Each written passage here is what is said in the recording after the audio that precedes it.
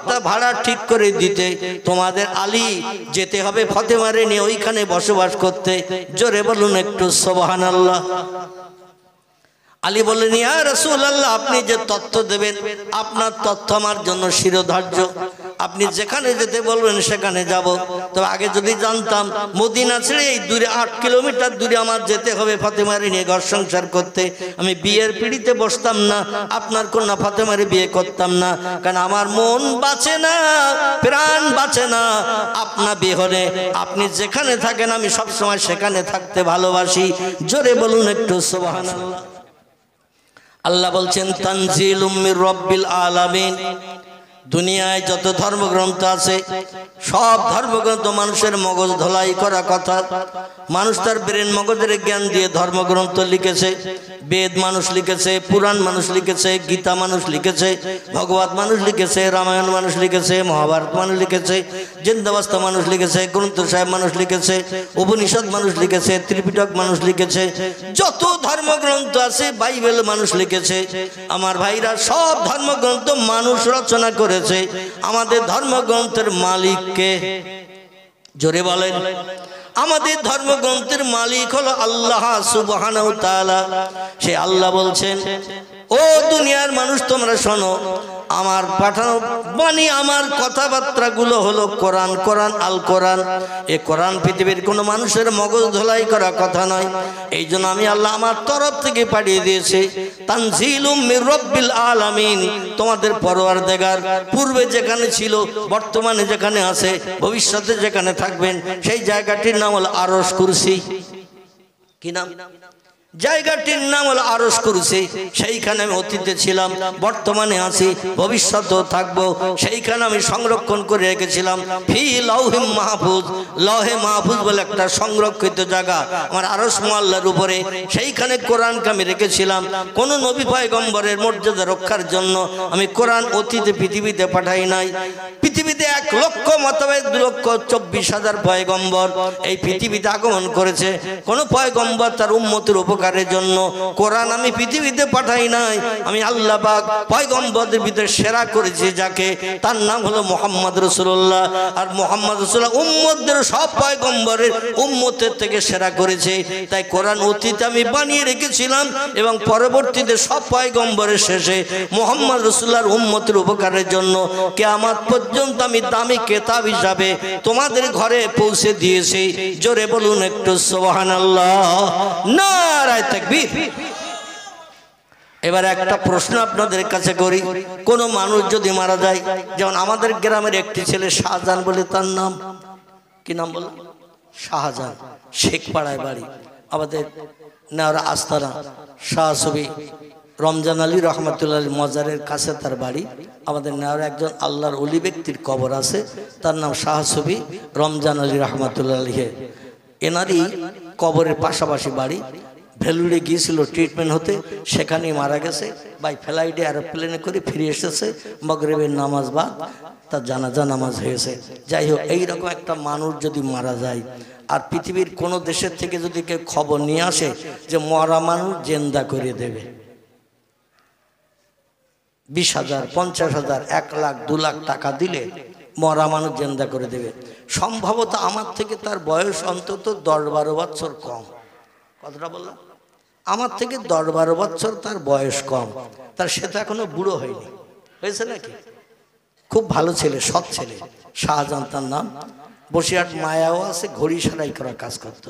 বসিরহাট মায়াও চেনেন তো নাকি? ওই বিমল ড্রেসের পাশে ওই মায়াও আছে, ঘড়ি সারাই কাজ। তার আগে কাজ করতো বসিরহাট থানার বাম পাশে ঘড়ির দোকানে ঘড়ি সারাই কাজ করতো। ছেলেটা মারা গেছে। আচ্ছা, এখন কেউ যদি এসে খবর, খুব ভালো করে এবার বুঝবেন, কেউ যদি এসে খবর দেয় যে অমুক দেশে ওষুধ তৈরি হয়ে গেছে, মরা মানুষের গালে 2 ফোঁটা দিলে ও আস্তে আস্তে জেন্দা হয়ে যাবে। আচ্ছা, জায়গা জমি ঘর বাড়ি বেচে গাছতলায় বাস করলেও যদি কেউ মরা মানুষ জেন্দা হয়, গাছতলায় বাস করতেও চাবে না? চাবে না? জায়গা জমি ঘর বাড়ি যা কিছু আছে সব বিক্রি করে দেবে। দিয়ে যদি বলে আম গাছের তলায় যদি বাস করতে হয় তাও বাঁচবো, আমি মারা গেছি, আমার সব বেঁচে দে, ওই দেশ থেকে ওষুধটাই নিয়ে আমার গালে 2 ফোঁটা দে। কি চাবে না? চাবে না? খিদির লোক বলতে চাবে না? মরি গেলি জিন্দা হওয়া চাবে? আমার ভাইরা, মানুষ কোনোদিন মরতে চায় না, ঠিক না ভুল? মরতে কেউ চায় না। আল্লাহ আজরাইলকে দিয়ে চাবি মোড়া দিয়ে দেয়, এই জন্য তার মরণ হয়। মরণ কেউ চায় না।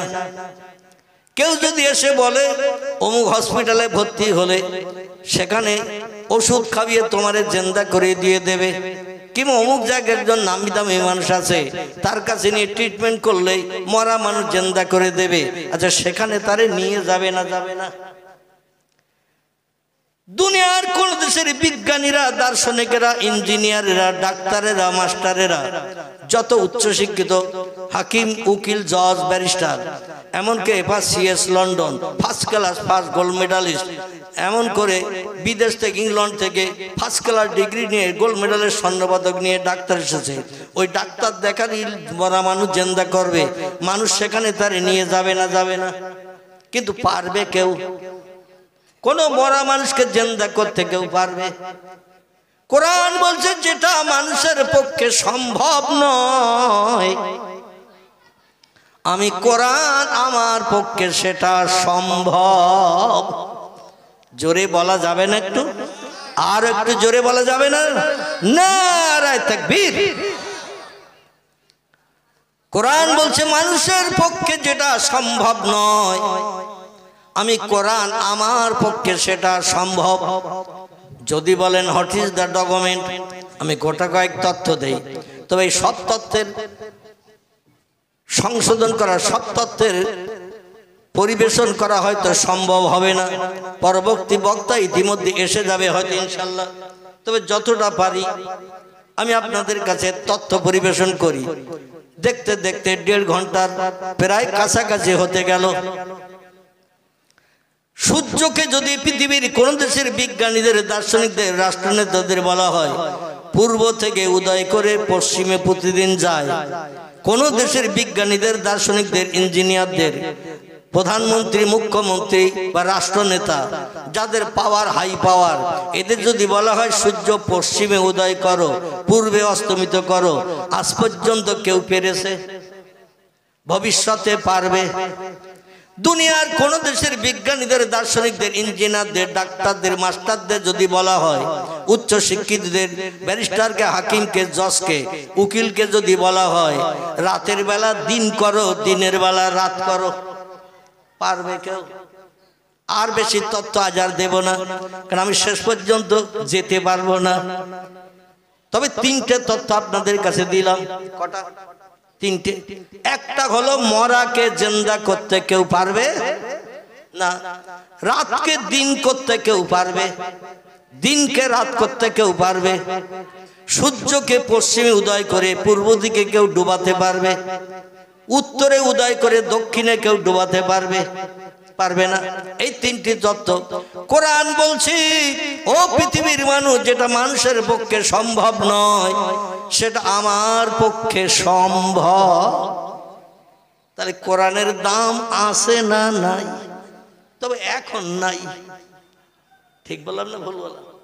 এখন নাই। এই জন্য বললাম আমরা তো কোরআনকে নিয়ে একটু যাচাই করি নাই। করেছি? কোন সমস্যায় বিপদে পড়লে যাই মেম্বারের কাছে, যাই প্রধানের কাছে, যাই MLA-এর কাছে, যাই থানার ওসির কাছে, যাই বন্ধুর কাছে, তাদের কাছে যে সমস্যা জানাই, সমস্যা যে কোরআন সমাধান করে দিতে পারে এটা কোনদিন কোরআনের কাছে হাত পেতেছি? কোরআন ঘরে সামসেটের কোনায় রাখা আছে, মসজিদের আলমারিতে রাখা আছে, কোরআন মাদ্রাসায় রাখা রয়েছে, ওই পর্যন্তই যথেষ্ট। একটা বই পুস্তক যদি কোনো জায়গায় 2-1 বছর 3 বছর রাখা হয়, ওতে উই পোকা লাগবে না? লাগবে না? কথা বলেন। মাকড়সার জালে অ্যাটাচ করবে না? করবে না?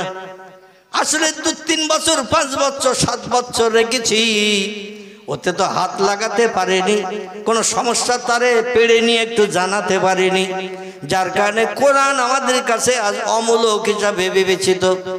আল্লাহ পাক কোরআনের সম্ভবত 3য় পারায় তত্ত্ব দিয়েছেন, বিসমিল্লাহির রহমানির রহিম, তুলিজুল লাইলা ফিন নাহারে ওয়া তুলিজুন নাহারা ফিল লাইল অতুখরিজুল হাইয়া মিনাল মাইয়াতে অতুখরিজুল মাইয়াতা মিনাল হাইয়ে ওয়াতারযুকু মান তাশাউ বিগাইরি হিসাব। জোরে বলুন একটু আল্লাহু আকবার, আর একটু জোরে বলুন আল্লাহু আকবার। আল্লাহ এখানে এই আয়াতে দুটি তথ্য দিয়েছেন। আমি কটা তথ্য বলেছি আপনাদের কাছে? তিনটে। এই আয়াতের ভিতরে দুটি আছে। আসলে এই দুটি নিয়ে একটু আলোচনায় যাই।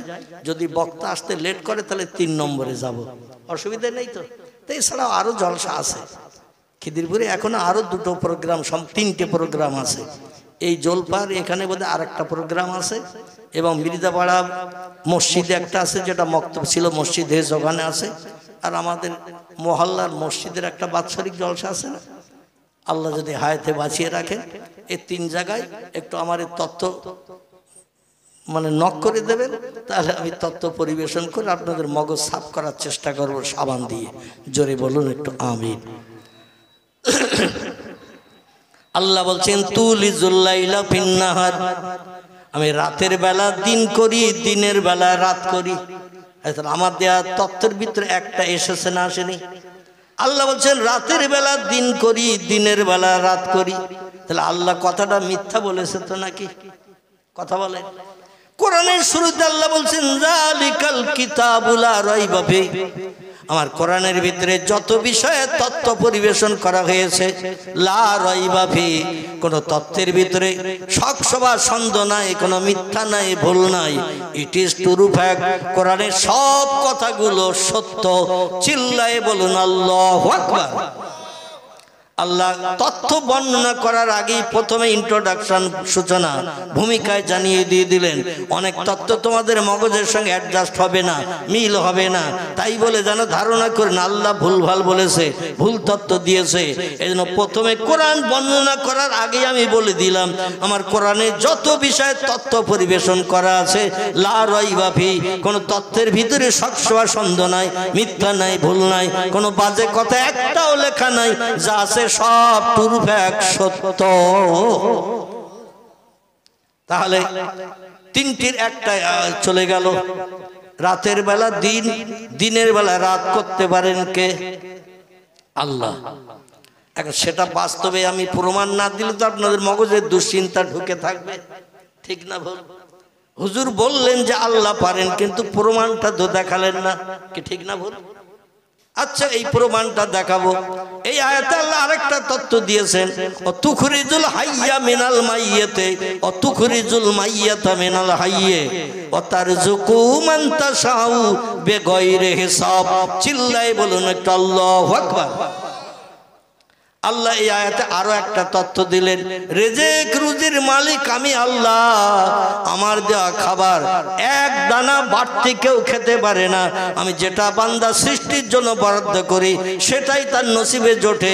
আমি আল্লাহ যেটা বরাদ্দ করি না, হাজার চেষ্টা করলেও তার নসিবে সেটা জুটবে না। জোরে বলুন একটু সুবহানাল্লাহ।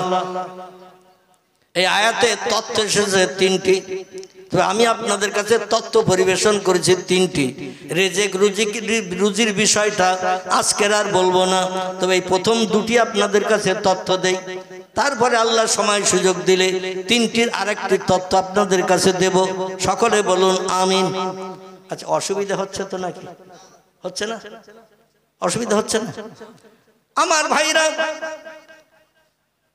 তাহলে আমি আপনাদের কাছে তথ্য দিই আল্লাহ রাতকে কেমন দিন করেন, দিনকে কেমন রাত করেন।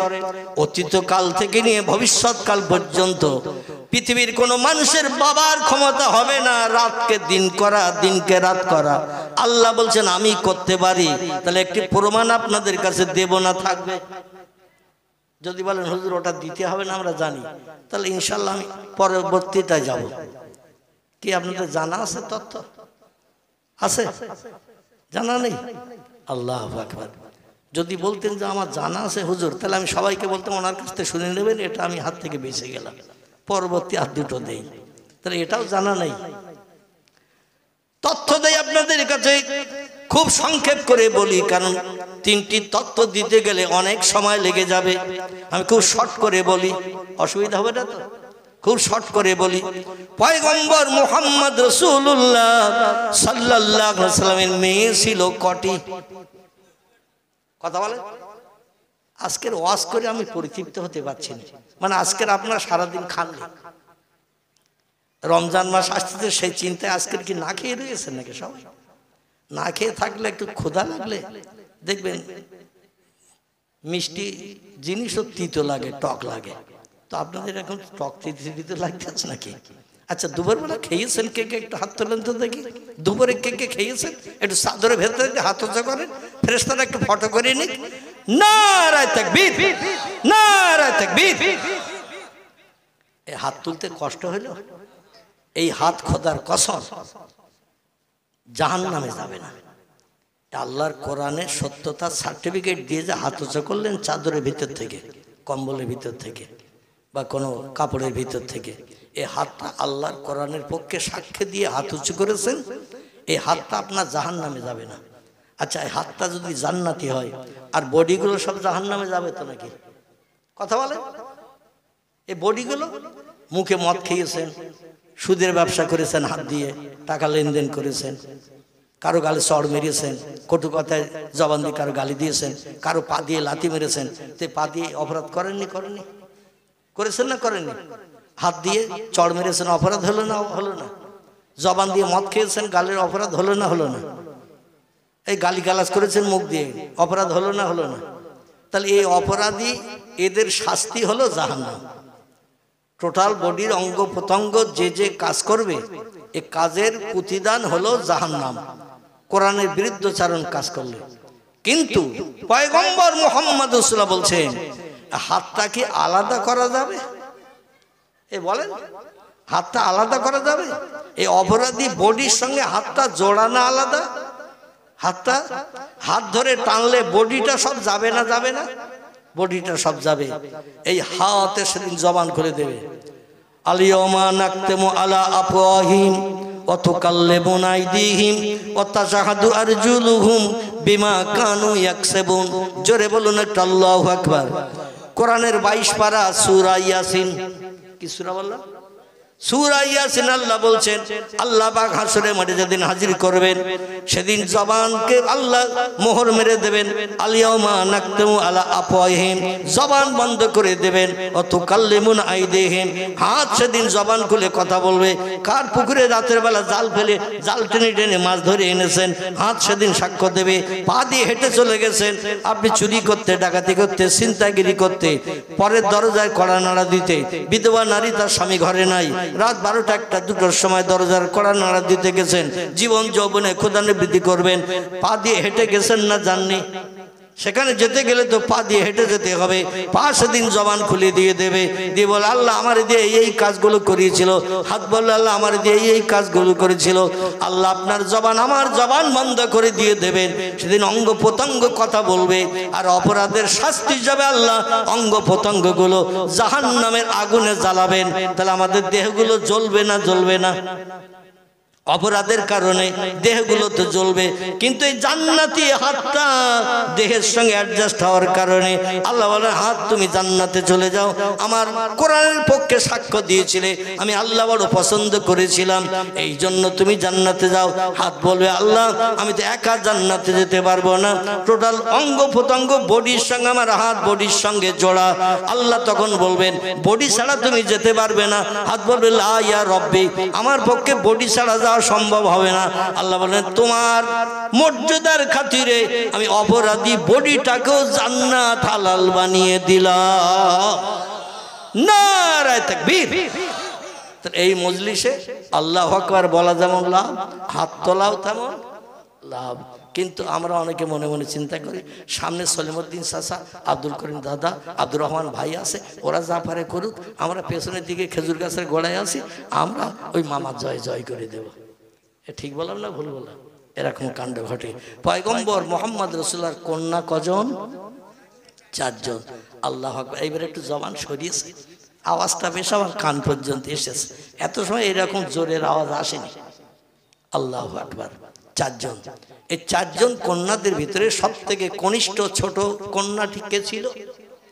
আলহামদুলিল্লাহ ওয়াজ শুনে শুনে, বই না পড়লো, ওয়াজ শুনে শুনে অনেক জিনিস মুখস্থ করা যায়, ঠিক না ভুল? মুখস্থ করা যায়। এই ফাতেমাতুজ জোহরা রাদিয়াল্লাহু আনহার সঙ্গে হযরতে আলী মুর্তজা রাদিয়াল্লাহু আনহু বিশ্ব নবীর 4 জন প্রিয় সাহাবীর ভিতরে একজন। রাসূলের কাছের মানুষ ছিল 4 জন। কজন? 4 জন। আবু বকর, ওমর, ওসমান, আলী মুর্তজা রাদিয়াল্লাহু আনহু, এই 4 জন ছিল। এই 4 জনের একজনের নাম হযরতে আলী। পয়গম্বর মুহাম্মদ রাসূলুল্লাহ আল্লাহর পছন্দটাকে বাস্তবে রূপদান করতে যে আলীর সঙ্গে ফাতেমার বিয়ে দিয়েছিল। খুব ভালো করে শুনুন, খুব সংক্ষেপ করে বলছি। হযরতে আলীর চাল ছিল না, চুলো ছিল না, জায়গা ছিল না, জমি ছিল না, ব্যবসা ছিল না, কিছুই ছিল না। পয়গম্বরের বিবি হযরতে মাইশাতুল হুমায়রার উনানে যেদিন হাঁড়ি উঠত, সেদিন আলীর নসিবে কিছু জুটত। আলী 24 ঘন্টা পয়গম্বরের পাশে পাশে থাকার চেষ্টা করত। জোরে বলুন একটু সুবহানাল্লাহ। পয়গম্বর বিবিদের নিয়ে যখন ঘরের ভিতরে যেতেন, আলীর তখন বিয়ে হয়নি, আলী দরজার সামনে বাইরে থাকতেন। মানে নবী যখন যেখানে যায় আলী সঙ্গী হয়ে যায়, লেজের মতো জুড়ে জুড়ে পয়গম্বরের সঙ্গে থাকতেন। জোরে বলুন সুবহানাল্লাহ। এই আলীর সঙ্গে বিয়ে হয়ে গেল ফাতেমার। বিশ্বনবী মুহাম্মদ রাসূলুল্লাহ আলীর জন্য একটা ভাড়া ঘর ঠিক করে দিলেন, কারণ আলীর কোনো বসত বাড়ি ছিল না। মসজিদে নববীতে হযরতে আলী কালকাটাতে। নবী বলেন, আলী আজ আর মসজিদে নববীতে থাকলে হবে না, মায়েশার ঘরের দরজার সামনে শুয়ে থাকলে হবে না। ও আলী, আমার কন্যা ফাতেমারে তোমার সঙ্গে বিয়ে দিস। সংসার জীবনের সুখ ভোগের জন্য মেয়েরা ঘর কন্যা করবে, তাদের থাকার আশ্রয়স্থলের প্রয়োজন। এই জন্য জুল হলাই বলে একটি জায়গা আছে মদিনা থেকে 8 কিলোমিটার দূর। কতটা দূর?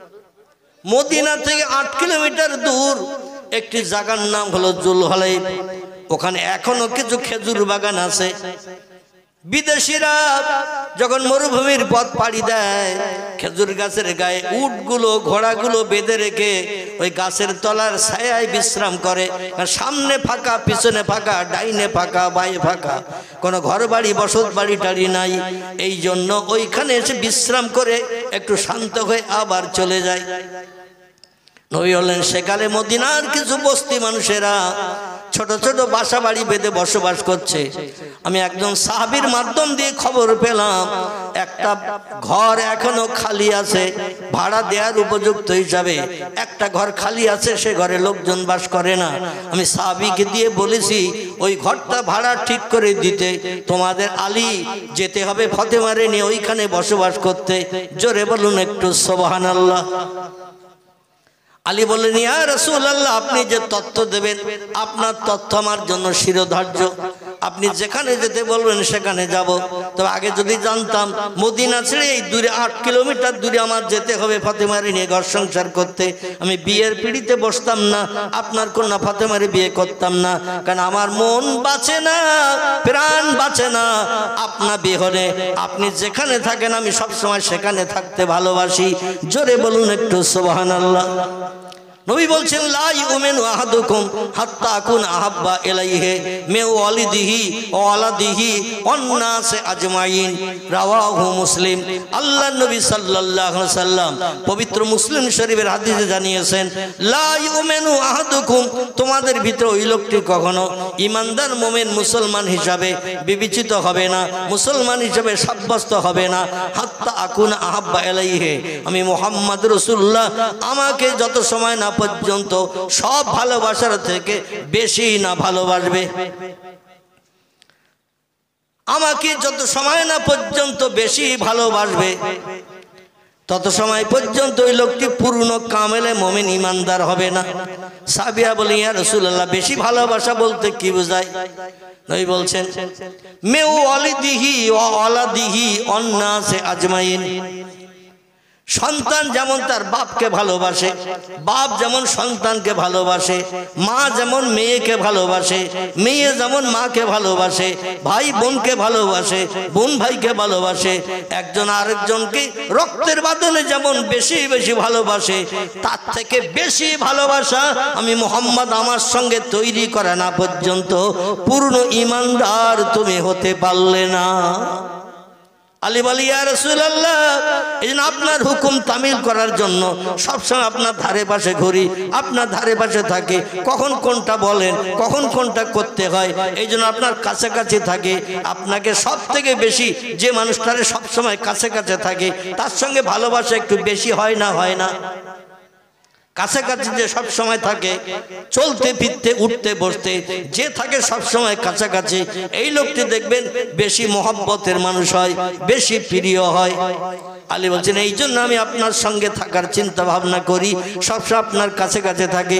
কিন্তু ফাতেমাকে বিয়ে করার কারণে 8 কিলোমিটার দূরে বাসাবাড়ি ঠিক করেছেন। আমি সেখান থেকে কখন আসবার কখন যাব, বিশেষ করে ইয়া রাসূলুল্লাহ প্রতি ওয়াক্তে প্রথম কাতারে আপনার পিছনে আমি ইক্তেদা করার চিন্তা ভাবনা করি, জামাতে আপনার পিছনে প্রথম কাতারে দাঁড়াই উট কোরবানি সব পাওয়ার আশায়। কিন্তু ওই জুলহলাইফ থেকে যদি আমি প্রতি ওয়াক্ত নামাজ পড়তে আসি 8 কিলোমিটার দূর থেকে, আমার তো ঘোড়া নাই, আমার তো উট নাই, পায়ে হেঁটে হেঁটে আসতে হবে। জামাতে হয়তো আমি অ্যাটেন্ড করতে পারবো, কিন্তু পিছনের কাতারে দাঁড়াতে হবে, কারণ আগে যারা আসে তারা তো আগে আগে কাতারগুলো ভরাট করে, ঠিক কিনা? তবে আমাদের মহল্লার মসজিদে আগে আসবে যারা, ওই পিছনের কাতারে বসে থাকে তারা। আমি মাঝে মাঝে কিছু উপদেশামূলক বক্তব্য জুমার দিন রাখার সময় পিছনের মানুষকেও মাঝে মাঝে ডেকে ভেতরে ঢোকাই। ঠিক বললাম না ভুল বললাম? আপনারা যারা বাইরে আছেন ভিতরে আসেন, কারণ আলো আধারে আড়ালে থাকলে বক্তব্য রেখে কলিজা পরিতৃপ্ত হয় না, ঠিক কিনা? পিছনে বসে থাকবে, মসজিদে লোক নাই তবু থাকবে পিছনে। মানে ও উট কোরবানি সব নেবে না, গরু কোরবানি সব নেবে না, ছাগল কোরবানি সব নেবে না, ও ডিমের সব নেবে। কিসের? 7 টাকার ডিমের সব নেবে, বেশি সব নেবে না। আলী বলছেন ইয়া রাসূলুল্লাহ আমি জামাতে হাজির হতে পারবো কিনা আমার ভয় হচ্ছে, কারণ এই দূরের পথ আসতে হবে।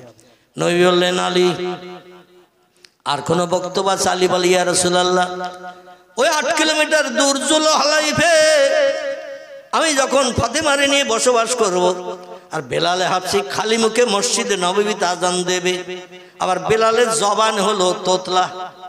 আচ্ছা, তোতলা লোকের কথার আওয়াজ জোর হয় না আস্তে হয়? তোতলা লোকের কথার আওয়াজ আসতে হয়। বলে বেলাল যখন মসজিদে নববীতে আজান দেবে, বেলালের আজানের আওয়াজ 8 কিলোমিটার দূরে যদি না যায়, কখন কোন সময় জামাত হচ্ছে, এখন তো মোবাইল মেশিনে ঘড়ি আছে, হাতে হাত ঘড়ি আছে, দেওয়ালে দেওয়াল ঘড়ি আছে, আছে না নাই? টাইম দেখার জন্য বিভিন্ন যন্ত্র মেশিন বিজ্ঞানী তরফ থেকে বানানো হয়েছে। তখন তো ঘড়ির প্রচলন ছিল না, মোবাইলের প্রচলন ছিল না, দেওয়াল ঘড়ির কোনো প্রচলন ছিল না। আমার ভাইরা এমন করে রেডিও টেলিভিশনেও সময় দেখা যায়, যায় না? যায় না? সময়ের কথা বলে, তখন তো কিছুই ছিল না। আলী বলছেন ইয়া রাসূলুল্লাহ কখন কোন ওয়াক্তের আজান হচ্ছে আমি কি করে শুনবো বেলালের আওয়াজ? বেলাল তো মসজিদ নববীতে তোতলা জবানিতে আজান দেবে। নবী বললেন আলী দুনিয়ায় বেঁচে থাকতেই আল্লাহ তোমাকে জান্নাতের সার্টিফিকেট দিয়েছে, মরণের দিন পর্যন্ত 1 ওয়াক্ত নামাজ তোমার কাজা হবে না। জোরে বলা যাবে না? আল্লাহ কি এমনি এমনি সার্টিফিকেট দিয়েছে? ও আলী 1 ওয়াক্ত নামাজ জামাতে তোমার কাজা হবে না। এই জন্য আল্লাহ পাক তোমার মনের খবর রাখেন। আল্লাহ আলিমুন বিজাতিস সুদূর, বান্দার অন্তরের গোপন খবর আল্লাহ রাখেন। নামাজের মহব্বত, নামাজের প্রেম, নামাজের ভালোবাসা তোমার হৃদয়ে কতটা আছে আল্লাহ বেশি জানেন। আল্লাহু আলামু বিমুরাদিহি, আল্লাহ বেশি জানেন, বেশি খবর রাখেন। অতএব তোমার চিন্তা করতে হবে না। বেলাল তোতলা জবানিতে আজান দিল, এই মসজিদে নববীর হাওয়া জুলহলাইফে তোমার কানে আগে পৌঁছে দেবে। নারায়ে তাকবীর। 8 কিলোমিটার দূরে বেলালের কণ্ঠের আওয়াজ আল্লাহ হাওয়ার মাধ্যম দিয়ে তোমার কানে পৌঁছে দেবে। এখন মাইকে আজান দিল 1.5 কিলোমিটার দূরেও যায় না, ঠিক কিনা? আর গেলেও মানুষ আজানের কোনো খবরই নেয় না। আজানের কোনো ফলো পর্যন্ত করে না। ঠিক না ভুল? আল্লাহ হাওয়ার মাধ্যম দিয়ে তোমার কানে আওয়াজ পৌঁছে দেবে। আর ওই এলাকায় যত বস্তি মানুষ বসবাস করছে ওই খেজুর বাগানের ধারে জুলহলাইফে, ও আলী, বিলালের আজান ধ্বনির আওয়াজ যখন তোমার কানে হাওয়ার মাধ্যম দিয়ে আল্লাহ পৌঁছে দেবেন, তুমি ঝুপড়ি ঘর থেকে বেরিয়ে এসে বাইরে তুমি আল্লাহু আকবার ধ্বনির আওয়াজ শুরু করে দেবে। ও আলী, আল্লাহ তোমার দেহে এত শক্তি দিয়েছে, তোমার কণ্ঠের আওয়াজে এত জোর দিয়েছে, তোমার মনের ভিতরে এমন বীরত্বের সাহস আল্লাহ দিয়েছে, তুমি ওই জুলহলাইফ বস্তিতে বিলালের আজান শুনে তুমি আজানের একটু রিপিট করবে, আজানের পুনরাবৃত্তি তুমি আওয়াজ দিয়ে দেবে। তোমার আওয়াজ সামনে 8 মাইল, পিছনে 8 মাইল, ডাইনে 8 মাইল, বাঁয়ে 8 মাইল, চতুর্দিকে 4 রাস্তা 32 মাইল এরিয়া তোমার আওয়াজ আল্লাহ পৌঁছে দেবে। নারায়ে তাকবীর। এই আলী আজানের পরে দৌড়াতে থাকতেন মসজিদে নববীতে জামাতে শরীক হওয়ার জন্য। সংসার চলছে ফাতেমার সঙ্গে। হযরত আলী রাদিয়াল্লাহু ইহুদির বাড়িতে দিন মজুরির কাজ করতেন, মজুরি খাটতেন, জন দিতেন, জন বাংলা ভাষায় যেটা বললে বুঝতে পারবে। তার জায়গা ছিল না, জমি ছিল না, খেজুর বাগান ছিল না, পয়সা কড়ি ছিল না, কিচ্ছু ছিল না। ইহুদিদের খেজুর বাগানে দিয়ে পাকা খেজুর পেড়ে দিতেন, আবার বস্তাবন্দি করে বাড়ি পৌঁছে দিতেন। যেদিন গাছে খেজুর পাকা থাকতো না, কুয়া থেকে মশকে করে পানি ভর্তি করে কাঁধে ঝুলিয়ে নিয়ে সেই পানি বাড়িতে যে বড় বড় পাত্রে ঢেলে দিয়ে আবার কুয়ায় যেতেন, আবার মশকে করে পানি ভর্তি হতেন। ছাগলের চামড়ার মশক। আমি কলকাতা আলিয়ায় যখন পড়তাম 1983-84 সাল, কত সাল বললাম? 1983-84 সাল। 84 সালে আমি ফাইনাল টাইটেল পরীক্ষা দিয়েছিলাম। এখন আমার খেয়াল আছে 83 সালে টাইটেল প্রথম বর্ষে ভর্তি হয়েছিলাম, দ্বিতীয় বর্ষ টাইটেল পড়ছিলাম। তো আমরা যে হোস্টেলে থাকতাম, হোস্টেলটির নাম হলো ইলিয়ট হোস্টেল। কি নাম বললাম? Elliott hostel. এই হোস্টেলে আমাদের কাছে মাটির একটা করে কলসি থাকতো, মাটির কলসি। তো ওই পানি নিয়ে এসে মানে যারা ওই পানি সাপ্লাই করতো আর কি, ওখানে ওরা ওই মশকে করে, ছাগলের চামড়ার মশকে করে পানি এনে এনে ওই মুখটা একটু চেপে ধরে নিয়ে আসতো আর কাঁধে বাঁধিয়ে নিয়ে আসতো। মুখটা একটু ঢল দিত আর হুড় করে পানি কলসির ভিতরে চলে যেত। আমাদের আবার মাসে মাসে পয়সা দিতে হতো, পয়সার বিনিময়ে পানি দিয়ে যেত। পড়াশোনার যাতে কোনো ল্যাপস না হয়, অসুবিধা না হয়, এই জন্য সব রকম ব্যবস্থা সেখানে ছিল, তা পয়সা খরচ করতে হতো। যাই হোক, এইরকম মশক করে আলী কুয়া থেকে বালতি দৌড়ে ফেলে পানি তুলে মশক ভর্তি করে ইহুদিদের বাড়ি পৌঁছে দিত। তার প্রতিদান 1 দিরহাম, 1.5 দিরহাম, 2 দিরহাম কোনোদিন পেয়েছেন, কোনোদিন পান নাই। যেদিন 24 ঘন্টা হয়তো 18 ঘন্টা 24 ঘন্টা এই রকম কাজ করত, নামাজের ওয়াক্ত বাদ দিয়ে নামাজের সময় দৌড়িয়ে নামাজ পড়তে আসতেন, আবার নামাজ হয়ে গেলে আবার কাজে যেয়ে জয়েন করতেন। জোরে বলুন একটু সুবহানাল্লাহ। হযরতে আলী মজুরি খেটে খেটে সংসার নির্বাহ করতেন। পয়গম্বর মোহাম্মদ রাসূলুল্লাহ মাঝে মাঝে জামাই মেয়ের সংসার কেমন চলছে দেখতে যেতেন। এক সময় হযরত আলীর জ্বর হয়েছে, জ্বর, যাকে আরবি ভাষায় বলা হয় বোখার। কি বলা হয়? বোখার। বোখার বাংলা ভাষা আমরা জ্বর বলি, জ্বর। এই জ্বর হয়েছে, এমন জ্বর 1 সপ্তাহ উঠতে পারে না। আচ্ছা, জ্বর হলে গায়ে শক্তি ক্ষমতা হ্রাস হয় না? হয় না? শক্তি ক্ষমতার লোভ পেয়ে যায়। মিষ্টি রসগোল্লা জোরে রুগীর দিলে দেখবেন ওর গালে নিম ফলের মতো লাগে। ঠিক বললাম না ভুল বললাম? মিষ্টি রসগোল্লা যদি কঠিন জ্বর হয়, 104-5 জ্বর, দেখবেন রসগোল্লা দিলেও তার গালে তিতো লাগে। কোনো ভালো জিনিস খেতে দিলে খেতে পারে না, শরীর জরাজীর্ণ হয়ে যায়। এই জ্বর হয়ে গেলে দীর্ঘদিন হলে 7-8 দিন একটানা জ্বর, কাজে যেতে পারে না, ফতেমার উনানে হাঁড়ি ওঠে না। দেখতে দেখতে 1 সপ্তাহ কাল উনানে হাঁড়ি ওঠে না। হাসান হোসেন মার কাছে দৌড়িয়ে খেলা করে চলে আসে, ইয়া উম্মি, ও আমার মা জননী, আর তো ক্ষুধার যন্ত্রণা সহ্য করতে পারছি না, 3 দিন হয়ে গেছে একটানা উনানে হাঁড়ি ওঠে না। হযরত মা ফাতেমা বলে, তোমার নানার বাড়ি যাও, নানার বাড়ি যেয়ে দেখো কোনো সুযোগ সুবিধা আছে কিনা, কোনো খাবারের ব্যবস্থা আছে কিনা। 2 নাতি ইমাম হাসান হুসাইন রাদিয়াল্লাহু আনহু আনহুমা দুইজন দৌড়িয়ে ছুটে আসতেন নানার বাড়ি। নানি মা হযরত আয়েশাতুল হুমায়রা, উম্মে সালমা, উম্মে হাবিবা, জায়নাব বিনতে জাহাশ, জায়নাব বিনতে খুজাইমা, সাউদা, সুফিয়া, মাইমুনা, জাওয়ারিয়া, মারিয়া, এরা ছিল নবীজির স্ত্রীগণ। এদের বাড়িতে আসলে যে কোনো একজন স্ত্রীর ঘর থেকে কিছু না কিছু খাবারের ব্যবস্থা হতো। জোরে বলুন একটু সুবহানাল্লাহ। দেখতে দেখতে 7 দিন হয়ে গেছে, হযরত আলী কাজে যেতে পারে না। হাসান হোসেনকে ফাতেমা বলে নানার বাড়ি যাও, নানি আম্মাদের কাছে যাও। হাসান হোসেন বলে এক বাড়িতে কতবার যাব, কতবার যে হাত পাতবো, আমাদের কি মান সম্মান নাই? আমরা হলাম তাম দুনিয়ার যুবকদের সর্দার, আমাদের বিনা অনুমতিতে কোনো যুবক পুরুষ জান্নাতে যেতে পারবে না। আল্লাহ জান্নাতে যেতে গেলে আমাদের অনুমতির দরকার হবে।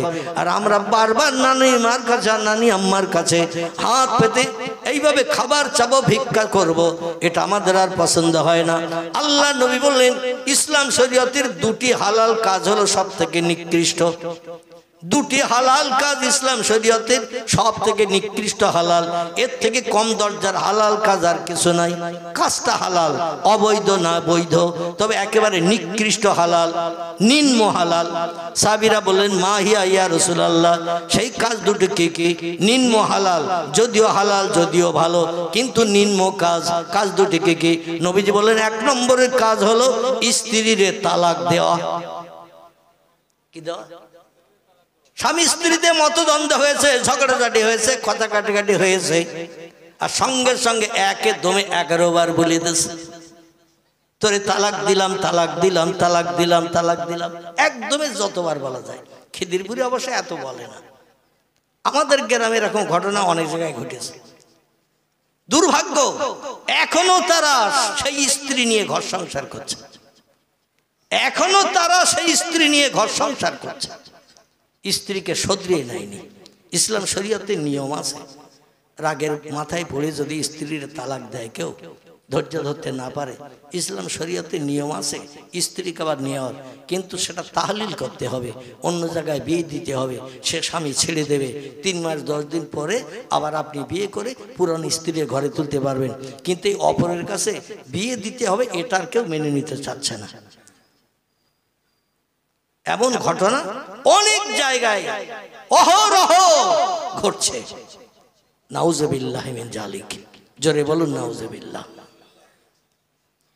আমার ভাইরা, নবী বললেন 2টি নিকৃষ্ট হালালের ভিতরে, নিম্ন হালালের ভিতরে একটি নিম্ন হালাল হলো স্ত্রীকে তালাক দেওয়া। তুমি তোমার স্ত্রীর আচার ব্যবহারে খুশি হতে পারো নাই, এই জন্য তুমি তারে পৃথক করছো তোমার সংসার নির্বাহের জন্য। আর একটা ওই জাতের মেয়ে তো তোমার ঘরে আনতে হবে। তুমি তো কোনো ছেলেকে বিয়ে করে সংসার চালাতে পারবে না, আর একটা মেয়ের বিয়ে করতে হবে। যে স্ত্রীর তালাক দিয়েছো ওরও বেকা হাড়, যে মেয়েটা আবার বিয়ে করে আনবে তারও বেকা হাড়। যে স্ত্রীর সঙ্গে ঝামেলা হয়েছে, যার কারণে তালাক দিয়েছো, এই স্ত্রীর তুমি ঘরে আনছো নতুন, এর সঙ্গে কি ঝামেলা হবে না? এ সার্টিফিকেট তোমার দিল কে? বোঝা গেল? আবার নতুন যে স্ত্রীকে আনছো, একটা স্ত্রীর তালাক দিয়ে, এ তো বেকা হাড়ের তৈরি, এরও সঙ্গে তো সংসার করতে গেলে ঝামেলা হবে, কথা কাটাকাটি হবে, গালিগালাজ হবে। তাহলে এইভাবে তুই সারা জীবনকে বে করবে আর তালাক দেবে? বরং ধৈর্য ধরো, সবর ইখতিয়ার করো, যেভাবে মানিয়ে নিয়ে সংসার চালানো যায় সেভাবে চালাও। এই কাজটা হলো একেবারে নিকৃষ্ট, কম দরজার হালাল। আর একটা হালাল আল্লাহ নবী বলছেন ইসলাম শরীয়তে আর একটা হালাল আছে, নিম্ন হালাল। সে হালালটি হলো কারো কাছে হাত পেতে কিছু চাওয়া। বোঝা গেল? কারো কাছে হাত পেতে কিছু চাওয়া, এটা হলো একেবারে নিম্ন হালাল। এই জিনিসটা আমি আল্লাহর নবী কোনোদিন কারো কাছে হাত পেতে কিছু চাই নাই, আর আল্লাহ যেন আমার চাইতে না দেয়। কারো কাছে হাত পেতে কিছু চাওয়াটা এটা বড় নিন্দনীয়, লজ্জাকর ব্যাপার। মুসলমানদের ঘরের কিছু মানুষ দেখবেন 2-10 হাজার 20,000 টাকা ব্যাংক ব্যালেন্স রয়েছে, তবু ভিক্ষা করে বেড়াচ্ছে। আছে না নাই? জায়গা জমি আছে 1-1.5 বিঘে, 2 বিঘে, 4 বিঘে জমি রয়েছে, ভিক্ষা করে বেড়াচ্ছে। পাকা ঘর বাড়ি রয়েছে, সাধ্য পাকা ঘর বাড়ি, পরের বাড়ি ঝিয়ের কাজ করলে যথেষ্ট তার চলে, গায়ে শক্তি ক্ষমতা আছে, ও ভিক্ষা করে খাচ্ছে, পরের কাছে শুধু এই দরজা হাত পাতা। মা কিছু দাও, ভিক্ষা দাও, এটা দাও, ওটা দাও, যেটা দেখবে ওরা সেটা চাবে। দুনিয়া সব যদি ধরিয়ে দেন তাও ওদের কলিজা ভরবে না। ঠিক বলো না? বলো, যেটা দেখবে সেটা চাবে। এই ভিক্ষুকদের এটা ব্যাড হ্যাবিট, এটা বদ অভ্যাস। একটা দড়িতে যদি শাড়ি মেলে দেওয়া থাকে সেটাও চাবে। আমার শাড়ি ছেঁড়া, পরার কিচ্ছু নেই, ওই শাড়িটা আমার দেব, এমন ভাবে দরদ দেখাবে কলিজা আপনার আগুনে কলিজা বরফের মতন ঠান্ডা হয়ে যাবে। পরে খোঁজ নিয়ে দেখা যাচ্ছে ওর বাড়ি 7খানা শাড়ি তোলা করে ভাঁজ করে রাখা দিয়েছে। বলছে আমার ছেঁড়া শাড়ি পরার মতন নাই, তোমার ওই শাড়িটা আমার দেও বুবুজান। এই ঘটনা ঘটে না? ঘটে না? আমার বাড়িতে তো ঘটে। আমার ভাইয়ের নবী বলছেন কারো কাছে হাত পাতাটা হলো নিন্দনীয়, হালাল। হযরত ইমাম হাসান হুসাইন আর যেতে চাইছে না নানি আম্মাদের কাছে। বলে তাহলে অপেক্ষা করো, দেখি কোনো আল্লাহ কোনো ব্যবস্থা করে কিনা। ফাতেমা হযরত আলীকে ডেকে বলছেন প্রাণের স্বামী, দুটি বাচ্চা তারা ক্ষুধার যন্ত্রণায় কাতর, অনাহারা, আজ 3 দিন ওনার হাড়ি ওঠে না, এখনো পর্যন্ত আপনার জ্বর সারে নাই, মজুরি খাটতে যেতে পারছেন না, ইহুদির বাড়ি কাজ করতে যেতে পারছেন না, উপায় কি? আলী বললেন এ ফাতেমা, আমিও বাচ্চাদের মুখের দিকে তাকে দেখলাম, মুখ শুকনো হয়ে গেছে, কতদিন আর লোকের বাড়ি যে এইভাবে খাবার চাবে। নবী নন্দিনী ফাতেমার সন্তান হিসাবে দেখি কিছু করা যায় কিনা। যে ইহুদির বাড়িতে মজুরি খাটতো, খেজুর গাছের খেজুর পাড়তো, কুয়ার থেকে পানি তুলে তার মশক ভর্তি করে বাড়িতে বড় পাত্রে ভরে দিত, তার বাড়ি যেয়ে বলছেন আমি অসুস্থতা ছিলাম দীর্ঘ 7 দিন, যার কারণে ওখানে হারিয়ে ওঠে না, 3-4 দিন হয়ে গেল, বাধ্য হয়ে আমার গায়ে এখনো শক্তি ক্ষমতা আসে নাই, জ্বর এখনো সারে নাই, কিন্তু কিছু অর্থ আমারে কর্য ধান না দিলে আমার সংসারে উনানে তো হারিয়ে উঠছে না, বাচ্চারা অনাহারা হয়ে মারা যাচ্ছে, আমার বিবির মুখটাও কালো হয়ে গেছে, নানা নানির কাছে আর কতদিন যে চাইবে, আমাদেরও মান সম্মান ইজ্জতে লাগছে। নবী বলছেন মানুষের কাছে হাত পাতাটা হলো একেবারে নিকৃষ্ট, নিন্দনীয়, হালাল, সব থেকে কম দরজার হালাল। এ কাজটা করাও আল্লাহর নবী পছন্দ করেন না। 8 দিন পেটে পাথর বেঁধে রেখেছে, কিন্তু কারো কাছে হাত পেতে নবী কিছু চান নাই। চিল্লাই বলুন একটু সুবহানাল্লাহ। কদিন? 8 দিন। 8 দিন পেটে পাথর বেঁধে রেখেছেন, জামা গায়ে দিয়েছেন পাথর উপরে, পেটটা উঁচু। সাহাবীরা দেখে নবীজির পেট উঁচু, নিশ্চয়ই নবীর বিবিরা ভালো মন্দ রান্না করেছে, নবী খেয়েছেন একটু বেশি বেশি, তাই জামাটা ঠেলে রয়েছে। এই দেখে সাহাবীরা বাড়ি যেয়ে বিবিদের বললেন ভালো মন্দ রান্না করো, নবী ভালো খেয়েছেন আমরাও ভালো খাবো, নবী না খেলে আমরা অনাহারা থাকবো। কারণ নবীর সঙ্গে আমাদের সম্পর্ক একেবারে আঙুলের সঙ্গে আঙুল যেমন গায়ে গায়ে থাকে, ওই রকম আমরা নবীর আদর্শের সঙ্গে জোড়া। জোরে বলুন একটু সুবহানাল্লাহ। আমার ভাইরা, ইহুদি বলছেন আলী তুমি কি বলতে চাইছো বলো। বলো আমার কিছু টাকা কর্জ দাও, পরবর্তীতে মজুরি খেটে কাজ করে দেনা পরিশোধ করব। অনেকের যাদের জায়গা জমি আছে তাদের অনেকে লাখ জানা, মানে অটোমেটিক 1 মাস 1.5 মাস 2 মাস বছরের ভিতরে 2 দিন 5 দিন 10 দিন কাজ কামাই যায়। তাছাড়া বাকি একটা মানুষের বাড়ি কাজ করে এরকম লোক অনেকে আসে না? আসে না? অনেকে আছে একটানা কাজ করে তার বাড়ি, বিশ্বস্ত মানুষ, অন্য কাউরে কাজে না নিয়ে তারে কাজে নাই। আলী বলল পরবর্তীতে আপনার বাড়িতে আমি মজুরি খাটি, অন্য কোথাও তেমন কাজ করতে যাই না, আপনার কাজ না থাকলে অন্য জায়গায় কাজ খুঁজি, আপনার কাজ থাকলে আপনার কাজ করি। আপনি কম বেশি আমারে চেনেন, আমিও কম বেশি আপনারে চিনি। এখন আমি অসুস্থ, জ্বরে পড়ে আছি, উনানে হারিয়ে ওঠে না 7 দিন। কদিন? 7 দিন উনানে হারিয়ে ওঠে না। এই জন্য আপনার কাছে আমার আপত্তি, আমার অনুরোধ, কিছু টাকা কর্জ দেন, ধার দেন, আমার সংসারও চালাবো, কিছু কিছু করে টাকা কেটে দিয়ে দিয়ে আপনার দেনা পরিশোধ করব। ইহুদি বলল আলী তুমি টাকা ধার নিয়ে যদি আমার কাজে আর না আসো, কোথায় তোমারে খুঁজতে যাব, কোথায় তোমারে তালাশ করব? বরং তুমি এক কাজ করতে পারো, কিছু আমার কাছে জামিন রেখে টাকা নিয়ে যাও, সেই জামিনের দিকে দৃষ্টি নিক্ষেপ করে কোনোদিন তুমি আমার টাকার ফাঁকি দিতে পারবে না। আমাদের দেশে দেখবেন এই ধরনের সুদের ব্যবসা প্রচলিত আছে, আছে না নাই? আমার 1 ভরি সোনা রেখে দেন, 20,000 টাকা দেন, আমি এই টাকাটা নিয়ে একটু আমার কাজে লাগাই, পরবর্তীতে আমি সোনাটা ফিরিয়ে নিয়ে যাব আর আপনার টাকাটা দিয়ে যাব। আছে না এরকম? অনেক অন্যান্য জিনিসপত্র কারো কাছে রেখে, অনেকে আমানত স্বরূপ কারো কাছে কোনো জিনিসপত্র রেখে টাকা পয়সা ধার কর্জ নেয়। কারণ এই জিনিসটা আমার কাছে রাখলে তুমি যে টাকা ধার নিয়েছো তোমার মনে থাকবে, টাকাটা ছাড়িয়ে নিয়ে যেতে হবে, কারণ জিনিসটার যে দাম তার থেকে কম টাকা তোমারই দিয়েছি। এই জন্য বেশি টাকা দামের জিনিস তোমার স্মরণে থাকবে, ফেরত নিয়ে তুমি যাবে। এই জন্য আমার টাকাটা মার যাবে না, এই জন্য কিছু আমারে দিয়ে যাও। আলী বললেন, আমার ঘরে যদি কিছু থাকতো আপনার কাছে আমি আর কর্জ চাইতে, ধার চাইতে আসতাম না।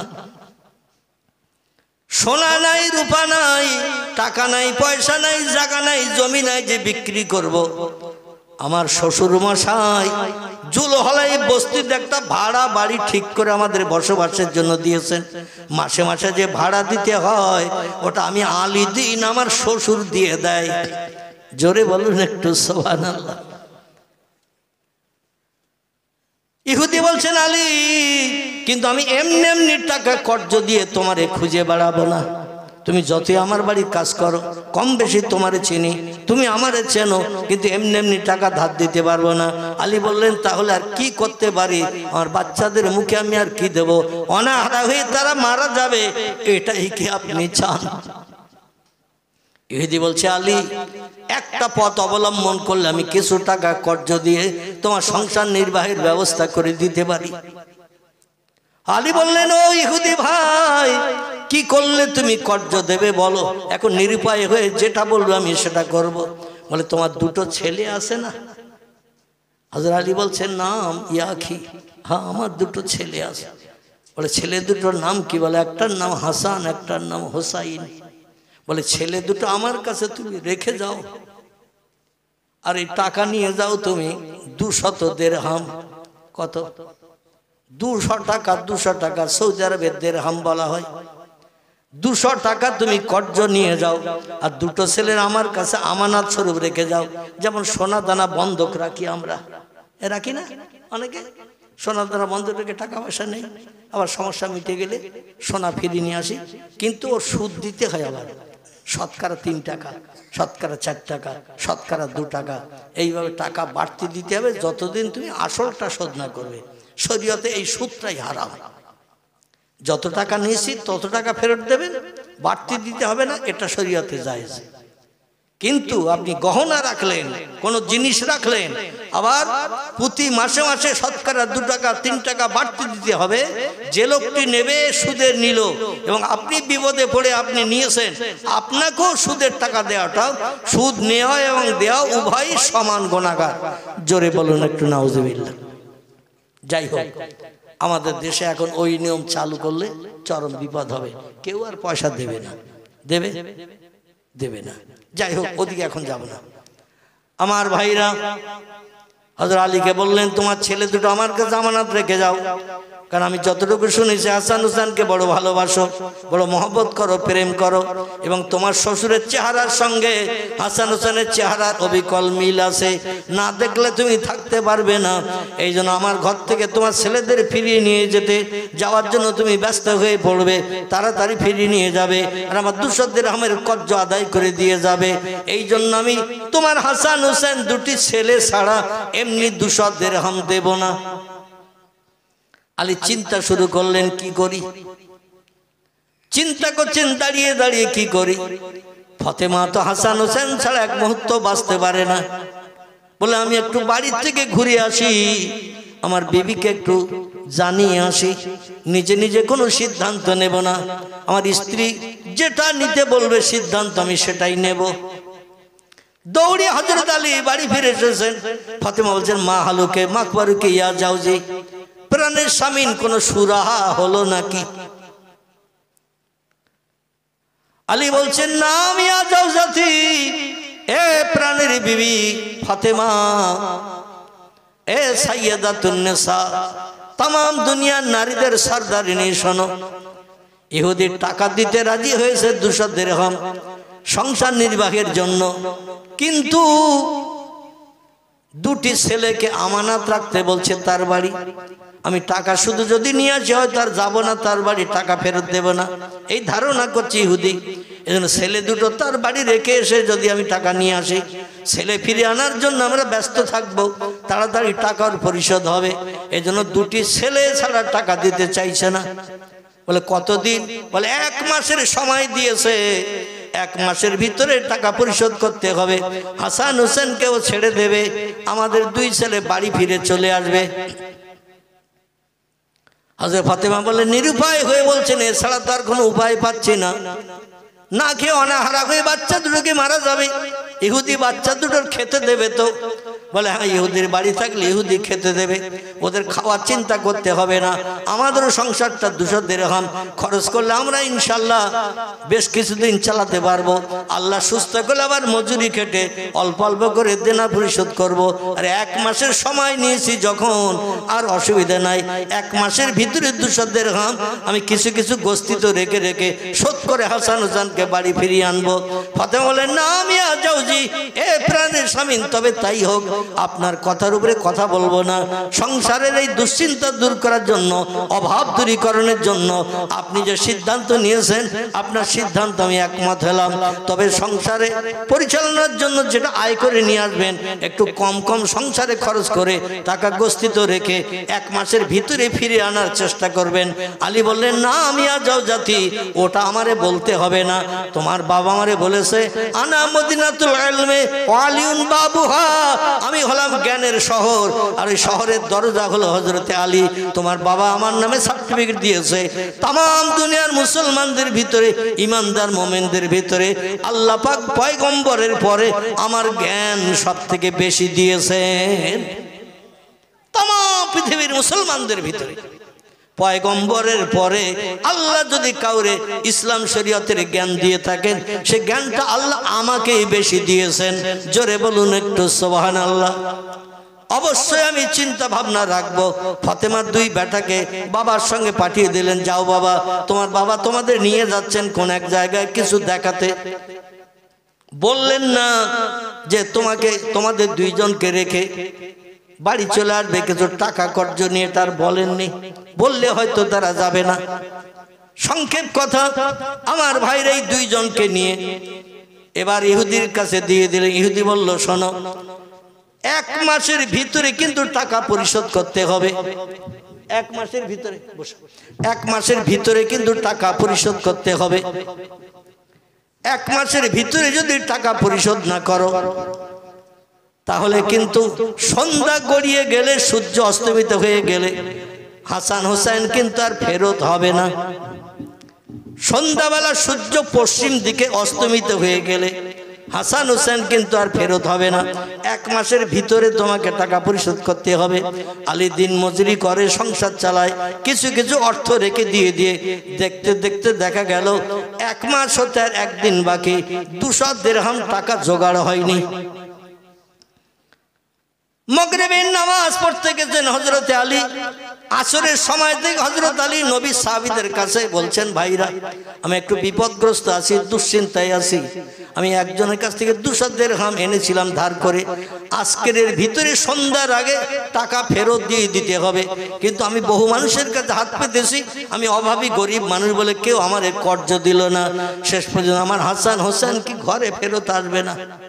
সবাই বলে আমাদের কাছে এমন অর্থ নাই, টাকা নাই যে তোমারে দিয়ে হাসান হোসেনের উপকার করব, টাকা দিয়ে ইহুদির কাছ থেকে 2 বেটারে ফেরত নিয়ে আসবে, আমাদের তেমন পয়সা নাই। দেখতে দেখতে মাগরিবের আজান হয়ে গেছে, বেলাল হাবশী আজান ধ্বনি দিয়েছেন, আল্লাহর পয়গম্বর মাগরিবের জামাতে নামাজ পড়াচ্ছেন, আলী রাদিয়াল্লাহু কাতারে দাঁড়িয়ে গেছেন। হাসান হোসেন কিন্তু এখন ইহুদির বাড়ি। মাগরিবের নামাজ হয়ে গেল, পয়গম্বর নামাজ শেষ করে দিলেন, সাহাবীরাও নামাজ শেষ করে যা সে আপন আপন গন্তব্যে বাড়ি চলে যাচ্ছেন। হযরতে আলী মাথা নিচু করে চোখ দিয়ে ঝরঝর করে মসজিদে নববীর বারান্দা, মসজিদে নববীর জমিনের জায়নামাজের পাটি ভিজাতে শুরু করেছেন। কান্নার একটা আওয়াজ, কুনকুন করে আওয়াজ হচ্ছে। আল্লাহ নবী বললেন, মাবকুকা ইয়া আইয়ুহাল আসহাব, এ সাহাবীরা মাগরিবের নামাজ হয়ে গেল, সবাই আপন আপন গন্তব্যস্থানে ঘরে ঘরে ফিরে গেল, কিন্তু কোথা থেকে একটা করুণ কান্নার আওয়াজ আসছে। কে কাঁদছে একটু দেখো বলো। সাহাবীরা খোঁজ নিয়ে দেখে আলী রাদিয়াল্লাহু মাথা নিচু করে মসজিদ নববীর ভিতরে বড়ে বসে কুন করে কাঁদছেন, হাউ হাউ করে তিনি কাঁদছেন। কান্নার আওয়াজটা একটু আস্তে আস্তে হচ্ছে, জোরে জোরে কাঁদেন না।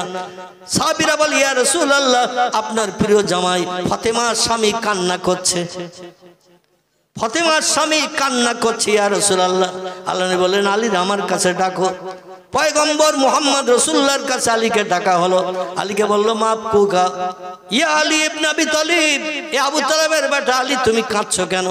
হযরত আলী বললেন, ইয়া রাসূলুল্লাহ, হাসান হোসেন ইহুদির বাড়ি জামিনদার, 200 দিরহাম এনেছিলাম। আজকের মাগরিবের ভিতরে সন্ধ্যা হওয়ার আগে টাকা ফেরত দেওয়ার কথা ছিল, কিন্তু আমি টাকা জোগাড় করতে পারিনি। অনেক নবী সাহাবীদের কাছে ধার চেয়েছে, কর্জ চেয়েছে, তারা কেউ দিয়ে আমার এই বিপদ থেকে উদ্ধার করতে পারেননি। তাই আর আমার 2 বেটাকে ইহুদি ফেরত দেবে না। সন্ধ্যা হয়ে গেছে, মাগরিবের নামাজ হয়ে গেছে, এই জন্য আমি ফাতেমার কাছে যে কি জবাবদিহি করবো ইয়া রাসূলুল্লাহ। তার 2 বেটার চেহারা আর ফাতেমা দেখতে পাবে না, ইহুদি ওদের আর ছাড়বে না। তাই আমি বসে বসে নিরুপায় হয়ে কাঁদছি। রাসূল বললেন, এ আলী তুমি কেঁদো না, তুমি কেঁদো না। আল্লাহ পাক আমি পয়গম্বর মুহাম্মদ রাসূলুল্লাহ আমাকে এখনো হায়াতে বাঁচিয়ে রেখেছেন। জোরে বলুন একটু সুবহানাল্লাহ। নবী বললেন, আলী কত টাকা তুমি জামিন রেখে হাসান হোসেনকে রেখে এসেছো? বলে, ইয়া রাসূলুল্লাহ 200 দিরহাম। বলে, 200 দিরহাম যদি হয় তাহলে আমার সাহাবীরা যারা মসজিদে নববীতে আছে তাদের একটু ডাকো। সাহাবীদের ডাক দেয়া হলো, সাহাবীরা এসে হাজির হলো। আল্লাহ বললেন, তোমাদের কারো কাছে 200 দিরহাম কর্জ পাওয়া যাবে। হাসান হোসেনকে জামিন থেকে মুক্তি করে নিয়ে বাড়ি ফিরিয়ে আনা হবে। ফাতেমার দুলাল ফাতেমার ঘরে আসবে। আজকের সন্ধ্যার ভিতরে টাকা দেওয়ার কথা ছিল, কিন্তু মাগরিবের নামাজ অতিবাহিত হয়ে গেছে, রাত হয়ে গেছে, সূর্য অস্তমিত হয়ে গেছে। 200 দিরহাম তোমরা কে দিতে পারবে? নবী সাহাবীরা বলে, ইয়া রাসূলুল্লাহ, নামাজ পড়তে এসেছি খালি হাতে, আমাদের কাছে তো পয়সা নাই। ওসমান রাদিয়াল্লাহু যখন যেথায় যেতেন সব সময় কাছে পয়সা রাখতেন। জোরে বলুন একটু সুবহানাল্লাহ। এই জন্য তার নামের পাশে সার্টিফিকেট দেওয়া হয়েছে, ওসমান গনি, মদিনার ধনী। জোরে বলুন একটু সুবহানাল্লাহ। ওসমান বলে, ইয়া রাসূলুল্লাহ, আমার পকেটে পয়সা আছে, তো হাত দিয়ে দেখি কত আছে। বিসমিল্লাহ শরীফ পাঠ করে পকেটে হাত দিলেন, দিয়ে যা ছিল বার করেছেন, দেখা গেল 200 দিরহাম। জোরে বলুন সুবহানাল্লাহ। হযরতে ওসমানকে নবী বললেন, ওসমান, জান্নাত আমার একজন বন্ধু থাকবে, সে বন্ধু আবু বকর নয়, ওমরও নয়, ওসমান তুমি ছাড়া, আর আলী নয়, অন্য আব্দুর রহমান বিন আউফ নয়, জুবাইর বিন আওম নয়, সাদ বিন আবি ওয়াক্কাস নয়, তলহা নয়, এমন করে অন্য সাহাবীরা কেউ নয়। আমার জান্নাতের বন্ধু হবে তুমি। জোরে বলুন একটু সুবহানাল্লাহ। ওসমানের হাতে টাকা নিয়ে আল্লাহর পয়গম্বর আলীর কাছে দিয়ে বললেন, যাও এই টাকা নিয়ে যাও, ইহুদির দেনা পরিশোধ করে হাসান হোসেনকে নিয়ে এসো। এই জন্য আমি 1 মাসাধিকাল হাসান হোসেনকে দেখি না, দৌড়িয়ে দৌড়িয়ে আসে, আমার সঙ্গে গল্প গুজব করে, আমার সঙ্গে খেলা করে, কিন্তু তাদের আর দেখি না। জামিন রেখেছো তাও তো আমারে বলো নাই। আলী বলছি, ইয়া রাসূলুল্লাহ, এখন আর টাকা দিয়ে কোনো লাভ হবে না, টাকা নিয়ে গেলে লাভ হবে না। নবী বললেন, কেন? বলে, সন্ধ্যার আগে টাকা দেওয়ার ওয়াদা ছিল, রাত হয়ে গেছে, মাগরিবের নামাজ হয়ে গেছে, রাতের বেলা টাকা দিলে ইহুদি নেবে না। নবী বললেন, আমি যাই নামাজের পার্টিতে আবার নফল নামাজে বসছি, আল্লাহর হাত তুলে তোমার 2 বেটার জন্য দোয়া করছি। যাও, আল্লাহ ডুবান্ত সূর্য আবার উদয় করে দিন তৈরি করে দেবে। জোরে বলুন একটু সুবহানাল্লাহ। লম্বা ঘটনা আর আলোচনা করব না। পিজ্জাদা হুজুর কেবলা এসেছেন, তিনি আপনাদের কাছে দীর্ঘ সময় ধরে আলোচনা রাখবেন ইনশাআল্লাহ। ইহুদির বাড়ি হযরতে আলী গেল, যে বললেন, উনি নিতে চাইলেন না। বলে, একটু বাইরে বার হও, পশ্চিম দিকে তাকাও, সূর্য যদি আপনার নজরে দেখা যায় তাহলে দিন আছে, এটাই প্রমাণ হবে, আর আমার টাকা আপনি নেবেন, 2 বেটায় ফেরত দেবেন। ইহুদি বলে, রাত কয়েক ঘন্টা হয়ে গেছে, আর এখন তোমার ছেলে তুমি ফেরত দিতে আসছো, এটা হবে না। বলে, একটু বাইরে বেরিয়ে দেখো। বাইরে বেরিয়ে দেখে পশ্চিম আকাশে সূর্য উদয় হয়ে দিনের আলো দিয়ে আস্তে আস্তে ডগমগ করে নিচের দিকে নামতে শুরু করেছে। চিল্লায় বলুন একটু সুবহানাল্লাহ, নারায়ে তাকবীর। এই দৃশ্য দেখে ইহুদি হযরত আলীর কাছে বলল, তোমাদের সেই পয়গম্বরের কাছে আমারে নিয়ে যাও। তোমাদের পয়গম্বর মুহাম্মদ রাসূলুল্লাহ যদি ডুবন্ত সূর্যকে উদয় করে দিনের আলো দেখিয়ে দিতে পারে, নিশ্চয়ই বেশক তিনি আল্লাহর আখেরি জমানার পয়গম্বর, এতে কোনো সন্দেহ নাই। আমি আর ইহুদি থাকবো না, কলেমা পড়ে মুসলমান হয়ে তোমাদের জাত ভাই হয়ে যাব। জোরে বলুন একটু আমিন। অমা আলাইনা ইল্লাল বালাগ। হুজুরের কাছে বেয়াদবির জন্য আমি ক্ষমা চাচ্ছি। মানে ঘটনাটা একেবারে শেষ অঙ্কে এসে গিয়েছিল, এই জন্য 2-4 মিনিট একটু বসিয়ে রাখলাম, এটা বেয়াদবি হলো। যাই হোক, আমি তার কাছে ক্ষমা চাচ্ছি। আগামী আর 2টো তথ্য এখনো বাকি আছে না, ওটা ইনশাল্লাহ অন্য দিন আবার আলোচনা করব। না, হয়ে গেছে, আমার হয়ে গেছে, বলা হয়ে গেছে। আমি এই ঘটনাটা শেষ করলাম। আর 2টি তথ্য বাকি আছে, মরা জেন্দা এবং আল্লাহ পাক রেজেক রুজি কেমন দেয়। আয়াতে 3টি তথ্য আল্লাহ দিয়েছিলেন। একটা হলো মরাকে জেন্দা করা এবং দিনকে রাত করা, এবং আল্লাহ রেজেক রুজি কেমন দেন বান্দাদের, বান্দারা নিজেরাও কল্পনা করে বুঝতে পারে না। যাই হোক, একটি তত্ত্ব পরিবেশন করলাম, 2টি তত্ত্ব বাকি আছে। আগামীতে ইনশাআল্লাহ আল্লাহ যখন যদি সময় সুযোগ দেন, হায়াতে বাঁচিয়ে রাখেন, তত্ত্ব পরিবেশন করব। অমা আলাইনা ইল্লাল বালাগ। উচ্চ রবে একটু তাকবীর ধ্বনি দেন, নারায়ে তাকবীর।